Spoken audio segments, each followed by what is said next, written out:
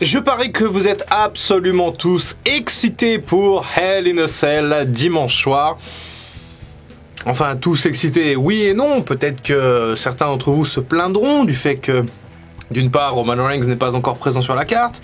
D'autre part, la carte n'est pas vraiment sexy, c'est un peu de la carte de mid-card. Et troisièmement, c'est pas vraiment Hell in a Cell, c'est Hell in a Raw, puisqu'il n'y a que des matchs de Monday Night Raw. À l'heure actuelle où je tourne cette vidéo, malheureusement, je dois la tourner avant l'épisode de SmackDown de vendredi. On n'a que des matchs de Raw, aucun match de SmackDown, pas de Riddle, pas de Nakamura, pas de Usos, surtout pas de Roman Reigns qui n'est même pas annoncé pour le show.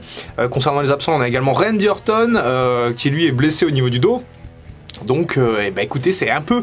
J'ai l'impression qu'on est un peu sur un pay-per-view, un peu de meublage, un peu en attendant Money in the Bank. Money in the Bank qui devait se passer d'ailleurs dans l'immense stade à Las Vegas dont j'ai oublié le nom et qui finalement va se dérouler dans le MGM Arena, donc une salle de 17 000 places, pour un show qui sera à mon avis bien plus excitant que ce Hell in a Cell, mais on va quand même faire les pronostics et on va quand même essayer de voir si la WWE ne préparerait pas une surprise peut-être pour essayer de sauver ce show, et bien entendu on fera demain la simulation pour essayer de vous exciter, de vous hyper pour ce Hell in a Cell qui s'annonce pas vraiment légendaire. Allez, je me décale comme d'habitude pour laisser la place aux cartes de match. Et à l'heure du coup où je tourne cette vidéo, il y a 6 matchs qui ont été annoncés, 6 matchs de Raw, donc on va partir sur cette mouture là, même si je pense qu'il y a des matchs de SmackDown vont être ajoutés, mais déjà 6 matchs pour un pay-per-view c'est déjà pas mal.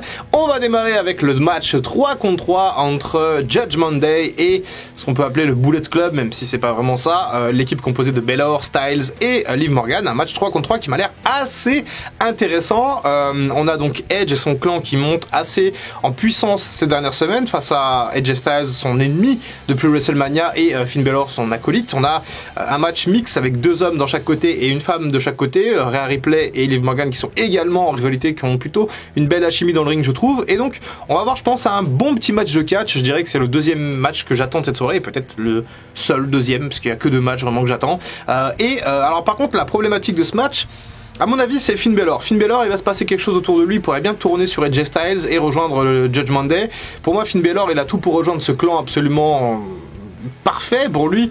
Je vois vraiment bien Finn Balor dans Judgment Day, et je trouve que là, faire tourner Finn Balor sur ce match-là, ce serait absolument parfait. Donc pour moi, victoire du Judgment Day avec un turn de Finn Balor en plus. Oh le titre des États-Unis qui est défendu dans un pay-per-view. Alors là, ça faisait longtemps que ça n'était pas arrivé. D'ailleurs, je dis pay-per-view, il faudrait que je dise Premium Live Event, vu que ça a changé. Bref, ça restera pay-per-view sur Dr. Wrestling.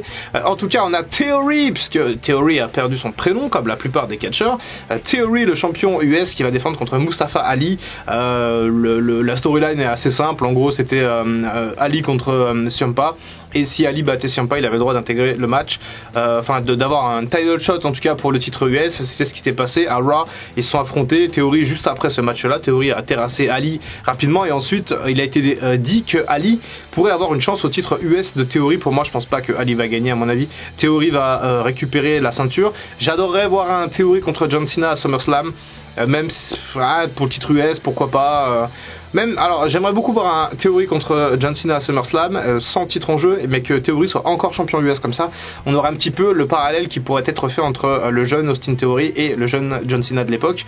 Bref, ce match n'a que peu d'intérêt, victoire de Theory. Un autre match qui n'a que très peu d'intérêt, Kevin Owens face à Ezekiel, du coup le frère d'Elias, bien entendu. Une storyline pas très excitante non plus, pas très alléchante. D'ailleurs il se passe pas grand chose autour de ça, on a juste des Kevin Owens des fois aux commentaires. On a eu ce segment à SmackDown avec Sami Zayn où il explique Sami Zayn, oui effectivement Elias c'est pas le même que Ezekiel. Bref, c'est de la série B, c'est de la série B au niveau des scénarios. C'est pas très excitant, c'est du meublage, encore une fois. C'est des matchs qu'on voit à Raw, ça, mais c'est vraiment de la querelle de cours de récré, je trouve. Enfin, c'est tout petit et c'est pas intéressant en fait. Enfin, moi en tout cas, ça m'intéresse pas. Encore une fois, si vous ça vous intéresse, tant mieux d'une certaine manière. Et puis après tout le monde a des goûts différents.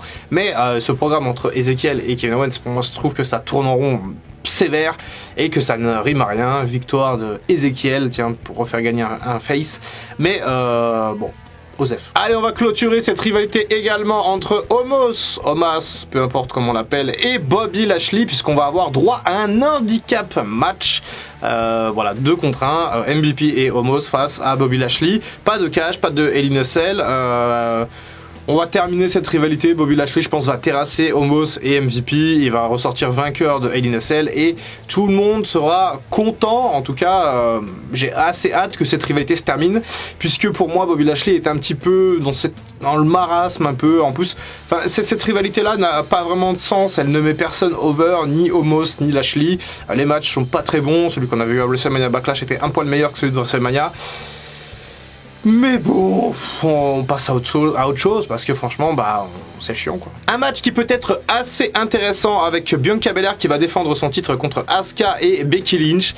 Pareil, une construction de storyline, enfin une construction de rivalité, une storyline qui est pas très excitante, je trouve pas très intéressante finalement.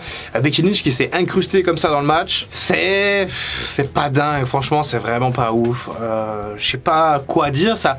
Je suis assez content de voir Bianca Belair championne, je souhaite un règne assez bon, peut-être meilleur que celui de l'année dernière. Très honnêtement, je vois mal Becky Lynch remporter le titre à nouveau, mais je me dis que son ajout n'est peut-être pas, entre guillemets, qu'il y a une cause en fait à tout ça, mais je pense juste en fait que c'est pour ajouter un peu de star power dans l'affiche et surtout mettre Becky Lynch en fait sur Hell in a Cell, parce qu'il n'y a pas de star en fait. Clairement il n'y a pas de star sur cette carte. On verra dans le main event qu'il y a deux mecs quand même assez costauds, mais il n'y a pas Charlotte Flair, il n'y a pas Roman Reigns, il n'y a pas Randy Orton, il n'y a pas de star, il n'y a pas Lesnar, il n'y a même pas McIntyre pour l'instant. McIntyre encore n'est pas au même niveau que les autres je trouve en star power, mais Becky Lynch finalement c'est la seule grosse tête d'affiche, bon à part le main event, donc je comprends qu'on l'ait rajouté dans ce match, mais pour moi je pense que Bianca Belair va conserver avec un tombé pourquoi pas sur Asuka, et Becky Lynch qui va servir à mettre un petit peu d'épices, d'aromates sur ce match. Ah, le main event, certainement celui-là je l'attends mes amis avec une impatience certaine. Je pense également que ce sera la fin de cette storyline, la clôture de cette belle histoire entre Cody Rhodes et Seth Rollins. C'est une très belle histoire. On peut comparer d'une certaine manière cette rivalité avec celle Omos, Lashley et Edge et Styles, et voir que c'est totalement différent. Ça prend une dimension totalement différente. C'est la plus grosse rivalité de Raw et c'est le pinacle un petit peu. Il y a déjà 2-0 pour Cody Rhodes qui a déjà 2 victoires. La deuxième un petit peu crade, on se rappelle à Backlash. Là c'est difficile à pronostiquer parce que la logique voudrait une victoire à nouveau de Cody Rhodes dans un Hell in a Cell cette fois-ci, mais si la WWE veut encore pousser, encore un peu, même si je crois que là c'est terminé, je vois pas où est-ce qu'on pourra aller de mieux, faire de mieux. Je pense que Cody Rhodes va gagner une nouvelle fois. On va rester sur un 3-0, Cody Rhodes invaincu. Pourquoi pas à SummerSlam, le Cody Rhodes, Roman Reigns, j'y pense toujours parce que si jamais on promet Riddle à Roman Reigns pour Money in the Bank, on peut tout à fait tenter le Cody Rhodes, Roman Reigns à SummerSlam, même si Cody gagne pas, ça ne l'empêchera pas, enfin je veux dire, même s'il perd contre Roman Reigns, ça n'empêchera pas que Cody Rhodes restera une star et qu'il pourra construire après à Raw pour aller chercher le titre de Raw.